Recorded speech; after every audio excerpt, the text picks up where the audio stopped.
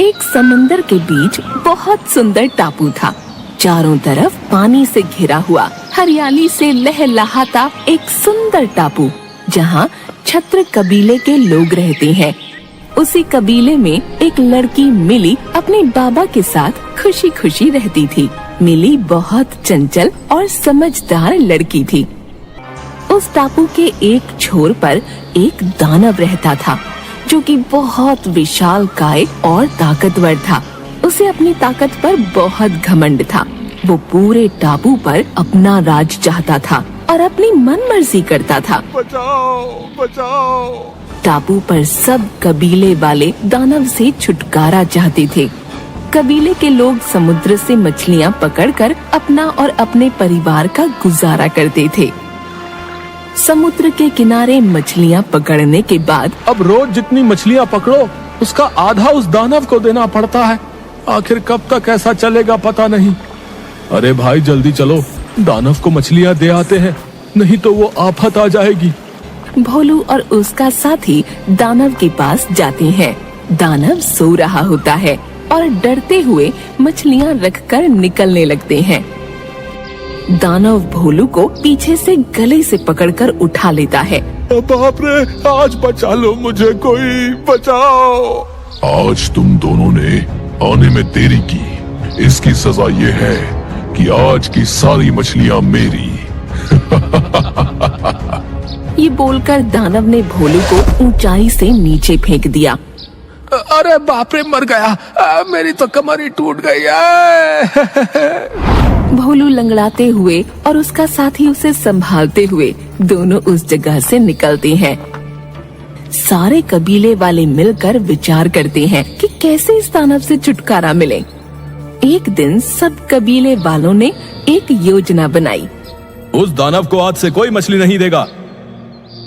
वो खुद मछली पकड़ने नहीं जाएगा, क्योंकि वो पानी से डरता है और वो मछलियों की तलाश में जरूर निकलेगा। हम एक पिंजरे में कुछ मछलियां रख देंगे। जैसे ही वो मछली खाने पिंजरे में जाएगा, पिंजरा बंद हो जाएगा। जैसा कबीले वालों ने योजना बनाई, ठीक वैसा ही हुआ।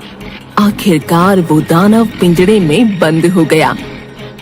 भोलू जंगल के रास्ते कहीं जा रहा था। अचानक दानव के पिंजरे के पास वह आ पहुंचा और दानव को देखकर झट से एक पेड़ के पीछे छिप गया। जान बची, अच्छा हुआ उसने मुझे नहीं देखा। दानव ने भोलू को देख लिया था, बिल्कुल भोला बनकर। अरे भोलू भाई, आप यहाँ आए, बहुत खुशी हुई आपको देखकर। मुझे इस पिंजरे से आजाद कर दो, मैं किसी को परेशान नहीं करूँगा। नहीं नहीं, तुम बहुत घमंडी और बुरे हो। तुम सबको तंग करते हो। मैं तुम्हें नहीं खोल सकता। एक सप्ताह से भूखा हूँ, कुछ नहीं खाया। अब तो कुछ पलों का मेहमान हूँ। सोचा आजादी से पिंजरे के बाहर दो चैन की सांस ले लूं। बेचारा मरने वाला है, इसकी आखिरी इच्छा पूरी कर देता हूँ।